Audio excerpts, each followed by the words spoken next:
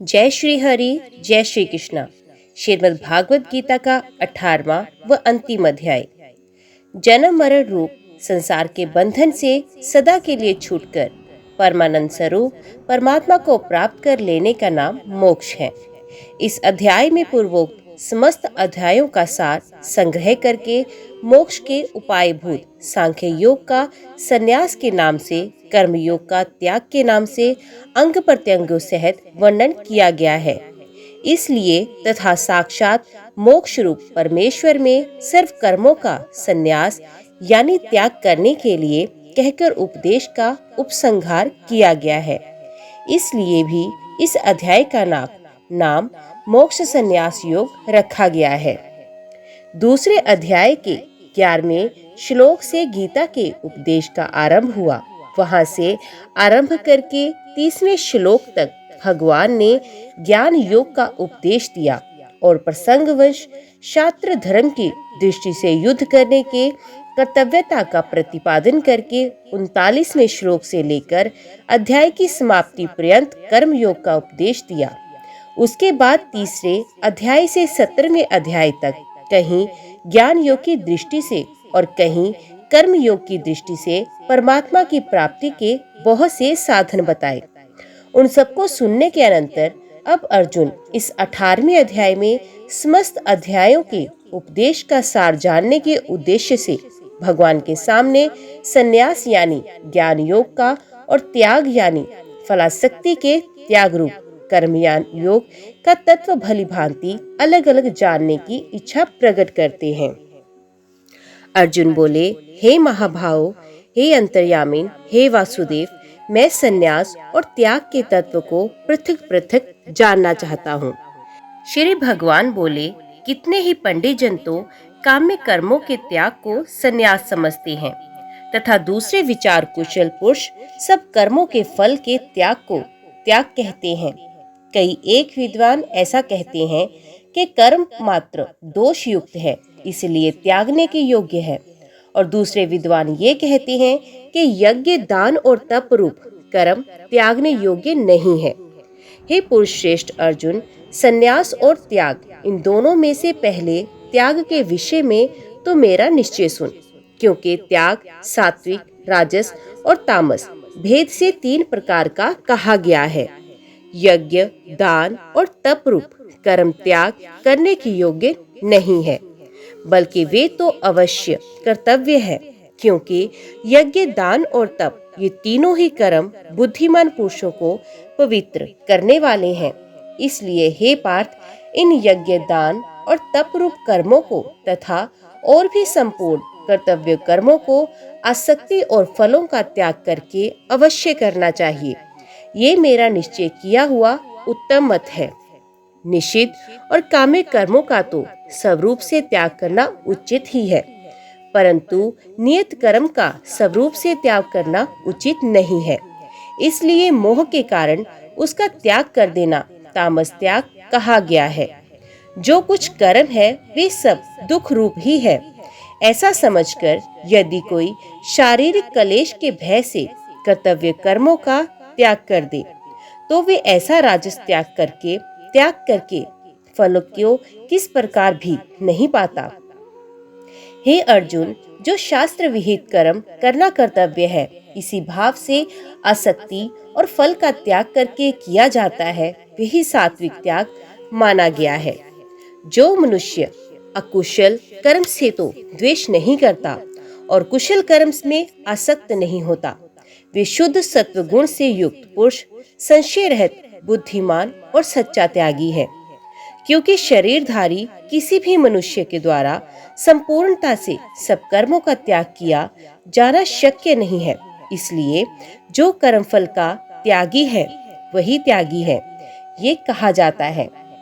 कर्मफल का त्याग न करने वाले मनुष्यों के कर्मों का तो अच्छा, बुरा और मिला हुआ ऐसे 3 प्रकार का फल मरने के पश्चात अवश्य होता है, किंतु कर्म फल का त्याग कर देने वाले मनुष्यों के कर्मों का फल किसी काल में भी नहीं होता।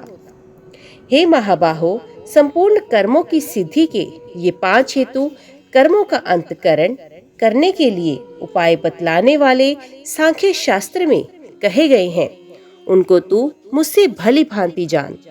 इस विषय में अर्थात कर्मों की सिद्धि में अधिष्ठान और कर्ता तथा भिन्न भिन्न प्रकार के कारण एवं नाना प्रकार की अलग अलग चेष्टाएं और वैसे ही पांचवा हेतु देव है।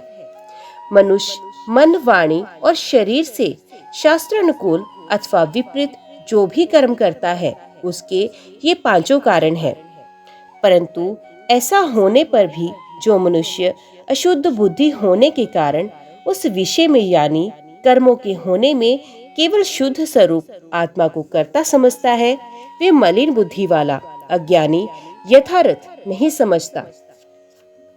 जिस पुरुष के अंतकरण में मैं करता हूँ ऐसा भाव नहीं है तथा जिसकी बुद्धि सांसारिक पदार्थों में और कर्मों में लिपायमान नहीं होती, वे पुरुष इन सब लोगों को मारकर भी वास्तव में ना तो मरता है और ना पाप से बांधता है।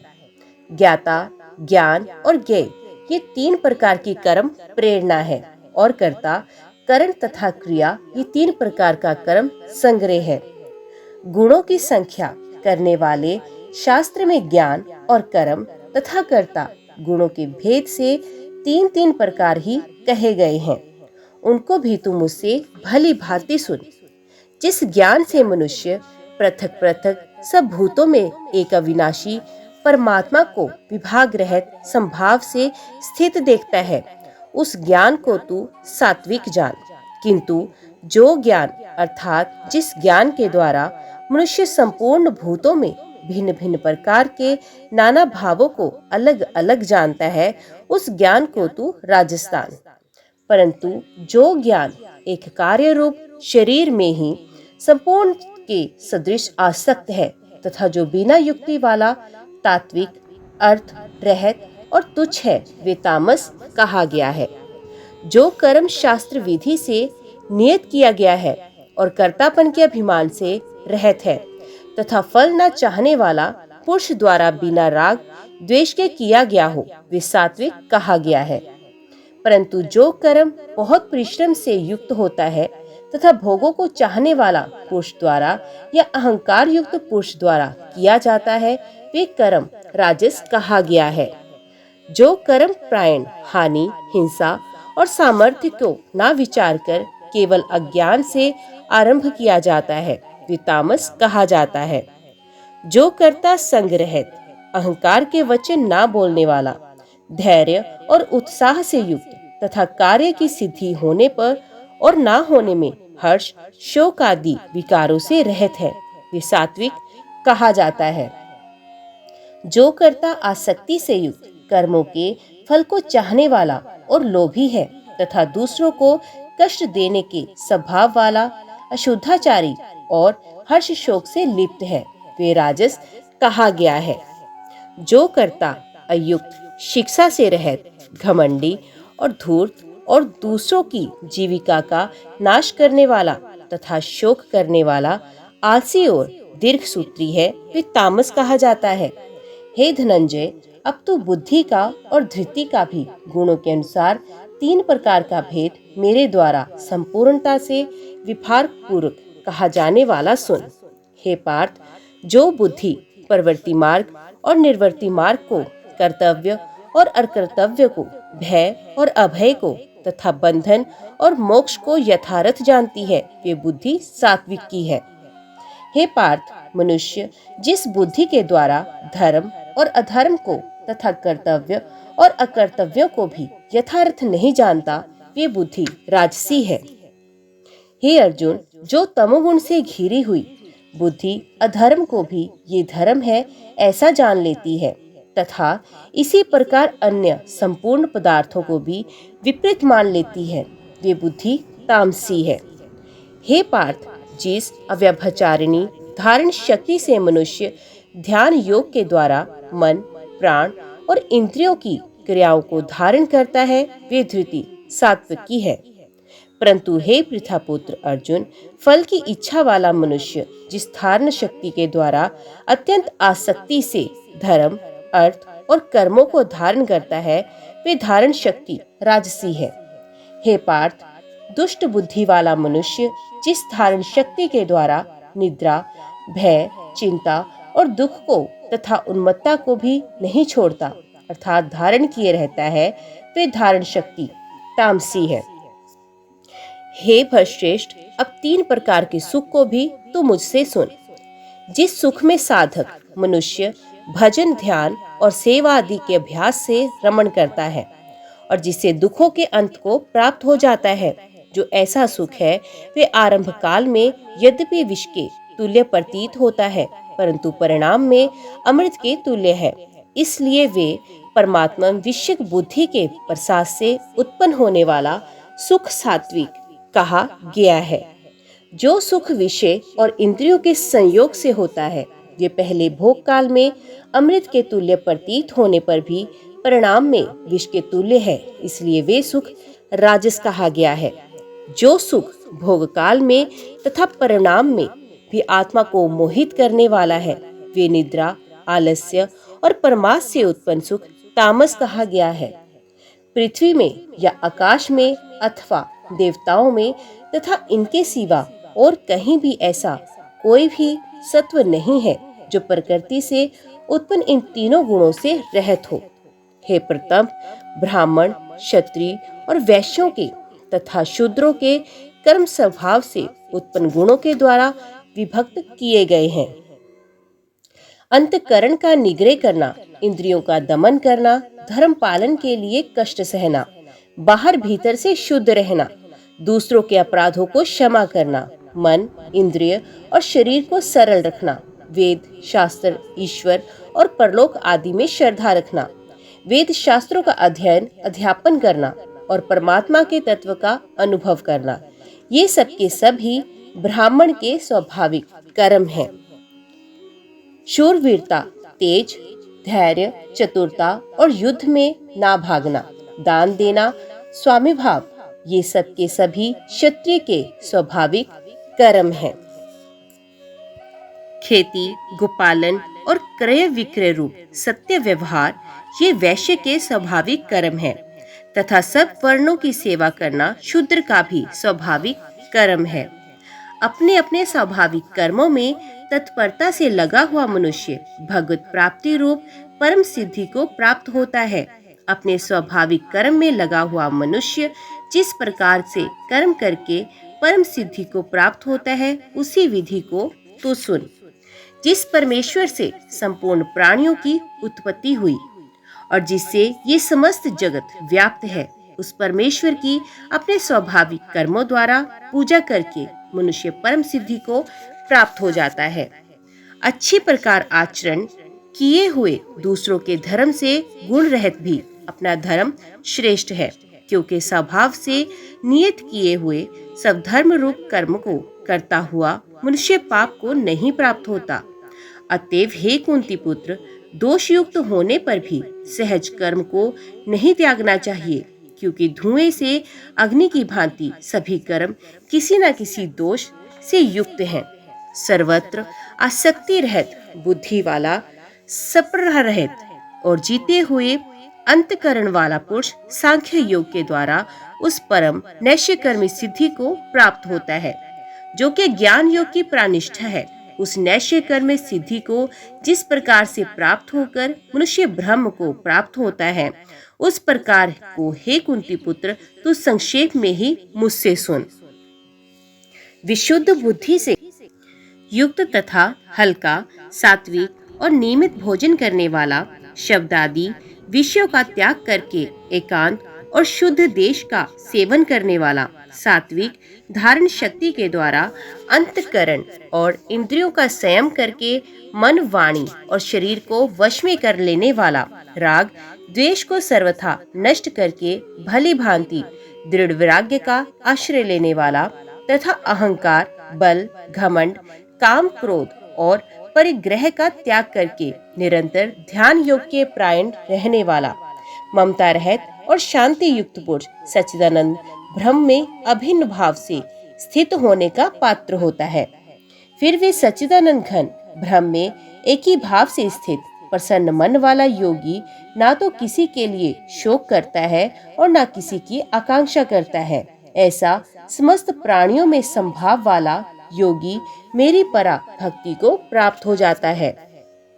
उस परा भक्ति के भक्ति द्वारा वे मुझ परमात्मा को मैं जो हूँ और जितना हूँ ठीक वैसा का वैसा तत्व से जान लेता है तथा उस भक्ति से वो मुझको तत्व से जानकर तत्काल ही मुझ में प्रविष्ट हो जाता है। मेरे परायण हुआ कर्मयोगी तो संपूर्ण कर्मों को सदा करता हुआ भी मेरी कृपा से सनातन अविनाशी परम पद को प्राप्त हो जाता है। सब कर्मों को मन से मुझ में अर्पण करके तथा समबुद्धि रूप योग को अवलंबन करके मेरे प्राण और निरंतर मुझ में चित्तवाला हो। उपयुक्त प्रकार से मुझ में चित्तवाला होकर तू मेरी कृपा से समस्त संकटों को अनायास ही पार कर जाएगा, और यदि अहंकार के कारण मेरे वचनों को ना सुनेगा तो नष्ट हो जाएगा, अर्थात परमार्थ से भ्रष्ट हो जाएगा। जो तू अहंकार का आश्रय लेकर ये मान रहा है कि मैं युद्ध नहीं करूंगा, तेरा ये निश्चय मिथ्या है, क्योंकि तेरा स्वभाव तुझे जबरदस्ती युद्ध में लगा देगा। हे कुंती पुत्र, जिस कर्म को तू मोह के कारण करना नहीं चाहता, उसको भी अपने पूर्वगत स्वाभाविक कर्म से बंधा हुआ प्रविष्ट होकर करेगा। हे अर्जुन, शरीर रूप यंत्र में आरूढ़ हुई संपूर्ण प्राणियों को अंतर्यामी परमेश्वर अपनी माया से उनके कर्मों के अनुसार भ्रमण कराता हुआ सब प्राणियों के हृदय में स्थित है। हे भरत, तू सब प्रकार से उस परमेश्वर की शरण में जा। उस परमात्मा की कृपा से ही तू परम शांति को तथा सनातन परम धाम को प्राप्त होगा। इस प्रकार ये गोपनीय से भी अति गोपनीय ज्ञान मैंने तुझसे कह दिया। अब तू इस रहस्य युक्त ज्ञान को पूर्णता भली भांति विचार कर जैसा चाहता है वैसा ही कर। संपूर्ण गोपनीयों से अति गोपनीय मेरे परम रहस्य युक्त वचन को तो फिर भी सुन। तू मेरा अतिशय प्रिय है, इससे ये परम हितकारक वचन मैं तुझसे कहूँगा। हे अर्जुन, तू मुझ में मन वाला हो, मेरा भक्त बन, मेरा पूजन करने वाला हो और मुझको प्रणाम कर। ऐसा करने से तू मुझे ही प्राप्त होगा। ये मैं तुझसे सत्य प्रतिज्ञा करता हूँ, क्योंकि तू मेरा अत्यंत प्रिय है। संपूर्ण धर्मों को अर्थात संपूर्ण कर्तव्य कर्मों को मुझ में त्याग कर तू केवल एक मुझ सर्वशक्तिमान सर्वाधार परमेश्वर की ही शरण में आ जा। मैं तुझे संपूर्ण पापों से मुक्त कर दूंगा, तू शोक मत कर। तुझे ये गीता रूप रहस्यमय उपदेश किसी भी काल में ना तो तप रहित मनुष्य से कहना चाहिए, न भक्ति रहित और न बिना सुनने की इच्छा वाले से ही कहना चाहिए, तथा जो मुझ में दोष दृष्टि रखता है उससे तो कभी भी नहीं कहना चाहिए। जो पुरुष मुझ में परम प्रेम करके इस परम रहस्य युक्त गीता शास्त्र को मेरे भक्तों में कहेगा, वे मुझको ही प्राप्त होगा, इसमें कोई संदेह नहीं। उससे बढ़कर मेरा प्रिय कार्य करने वाला मनुष्यों में कोई भी नहीं है, तथा पृथ्वी भर में उससे बढ़कर मेरा प्रिय दूसरा कोई भविष्य में होगा भी नहीं। जो पुरुष इस धर्ममय हम दोनों के संवाद रूप गीता शास्त्र को पढ़ेगा, उसके द्वारा भी मैं ज्ञान यज्ञ से पूजित होऊंगा, ऐसा मेरा मत है। जो मनुष्य श्रद्धा युक्त और दोष दृष्टि से रहित होकर इस गीता शास्त्र का श्रवण भी करेगा, वे भी पापों से मुक्त होकर उत्तम कर्म करने वालों के श्रेष्ठ लोकों को प्राप्त होगा। हे पार्थ, क्या इस गीता शास्त्र को तूने एकाग्रचित से श्रवण किया? और हे धनंजय, क्या तेरा अज्ञान जनित मोह नष्ट हो गया? अर्जुन बोले, हे अच्युत, आपकी कृपा से मेरा मोह नष्ट हुआ और मैंने स्मृति प्राप्त की है। अब मैं संशय रहित होकर स्थित हूँ, अतः आपकी आज्ञा का पालन करूंगा। संजय बोले, इस प्रकार मैंने श्री वासुदेव के और महात्मा अर्जुन के इस अद्भुत रहस्य युक्त रोमांचकारक संवाद को सुना। श्री व्यास जी की कृपा से दिव्य दृष्टि पाकर मैंने इस परम गोपनीय योग को अर्जुन के प्रति कहते हुए स्वयं योगेश्वर भगवान श्री कृष्ण से प्रत्यक्ष सुना है। हे राजन, भगवान श्री कृष्ण और अर्जुन के इस रहस्य युक्त कल्याणकारक और अद्भुत संवाद को पुनः पुनः स्मरण करके मैं बार बार हर्षित हो रहा हूँ। हे राजन, श्री हरि के उस अत्यंत विलक्षण रूप को भी पुण्य पुण्य स्मरण करके मेरे चित्त में महान आश्चर्य होता है और मैं बार बार हर्षित हो रहा हूँ। हे राजन, यहाँ योगेश्वर भगवान श्री कृष्ण है और यहाँ गांडीव धनुषधारी अर्जुन है। वहीं पर श्री विजय विभूति और अचल नीति है, ऐसा मेरा मत है। ओम नमो भगवते वासुदेवाय नमः। जय श्री हरि, जय श्री कृष्ण। श्रीमद् भागवत गीता का 18वां अध्याय यहीं पर समाप्त होता है। उम्मीद करती हूँ वीडियो आपको पसंद आई होगी। वीडियो पसंद आई हो तो वीडियो को लाइक और चैनल को सब्सक्राइब जरूर कीजिएगा। जय श्री हरि लिखकर अपनी कमेंट बॉक्स में हाजिरी और अपने सुझाव देना ना भूलिएगा। तो मिलते हैं अगली कथा अगली वीडियो के साथ। तब तक के लिए देखते व सुनते रहिए। जय मां कंजक, जय माता दी।